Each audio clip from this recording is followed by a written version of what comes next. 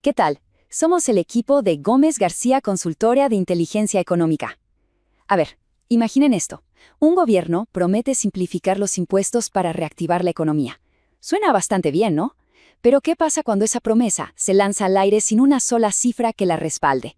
Hoy vamos a desglosar por qué los últimos decretos económicos son básicamente una apuesta a ciegas.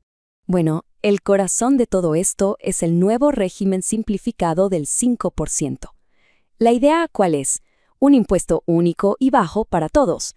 En el papel suena a una fórmula perfecta para modernizar y agilizar las cosas. Pero, como vamos a ver enseguida, del papel a la realidad a veces hay un abismo.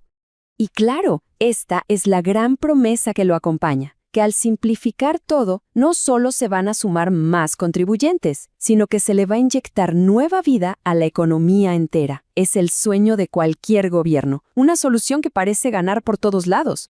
Pero justo ahí, cuando la promesa suena mejor que nunca, aparece la pregunta clave, la que lo cambia todo. A ver, ¿y los números? ¿En qué cálculos se basa esta esperanza?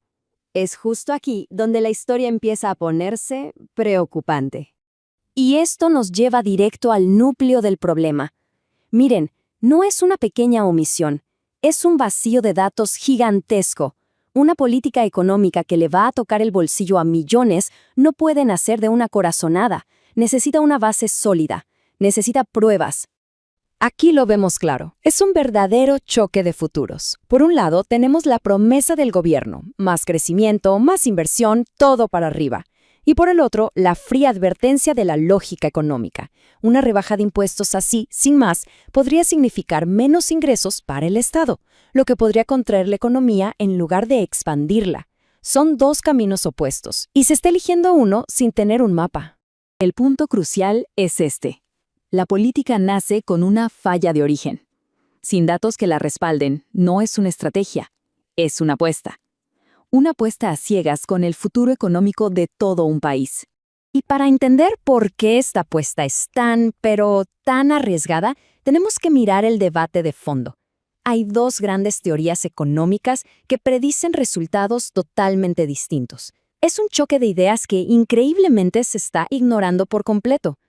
A un lado tenemos la visión keynesiana, que nos advierte: ojo, si bajan los impuestos, el gobierno recauda menos, gasta menos y la economía se enfría. Pero al otro lado está la economía de la oferta que dice: para nada, bajar impuestos motiva a la gente a producir más y al final se puede recaudar incluso más que antes. Dos futuros posibles, pero sin datos, ¿cómo saber hacia cuál nos dirigimos?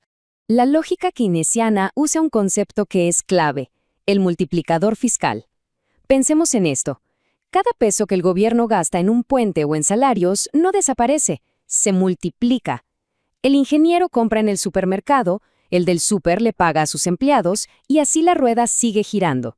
Si le quitas dinero al gobierno, ese efecto dominó puede ser tan grande que la economía se achique más de lo que la rebaja de impuestos la ayuda a crecer.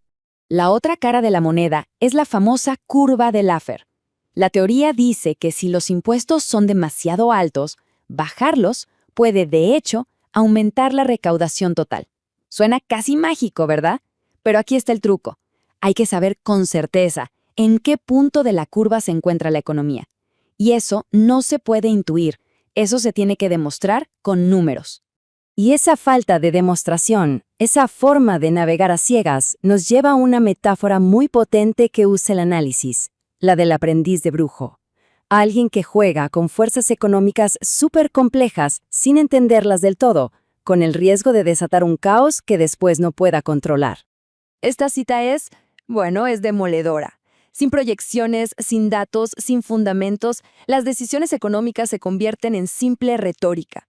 Se está experimentando con la economía nacional, pero sin ninguna red de seguridad. Y las consecuencias de esta improvisación no son para nada abstractas, son peligros muy reales. Cuando las reglas del juego no son claras, se generan señales contradictorias, y la confianza, que es vital para la economía, se evapora. Esto puede llevar a una parálisis de la inversión, porque ¿quién arriesgaría su capital en un escenario tan incierto? Peor aún, puede provocar una fuga de capitales y, en el colmo de la ironía, desfinanciar al propio Estado, dejándolo con una crisis de ingresos peor que la que se intentaba solucionar. Frente a este diagnóstico tan preocupante, por suerte, existe un antídoto, y no es otro que una exigencia de rigor. Es el llamado a dejar la improvisación y volver a la ciencia económica. Y ese antídoto tiene un nombre: econometría. No es tan complicado como suena, de verdad. Es simplemente usar herramientas matemáticas y estadísticas para analizar datos del mundo real. En lugar de adivinar, permite simular el impacto de una política antes de implementarla. Es el puente entre tener una buena intención y tener una buena política pública. Y que nadie piense que esto es un capricho académico. Hay una razón muy poderosa por la cual los premios Nobel de Economía de las últimas décadas son en su mayoría matemáticos. La economía moderna es una ciencia de datos. El rigor matemático no es una opción. Es la única barrera real para mitigar riesgos y evitar desastres. Entonces, ¿cuál es el camino correcto? Son 3 pasos mínimos y no son negociables. Primero, cuantificar. ¿Cómo van a reaccionar los contribuyentes? Hay que medirlo. Segundo, modelar.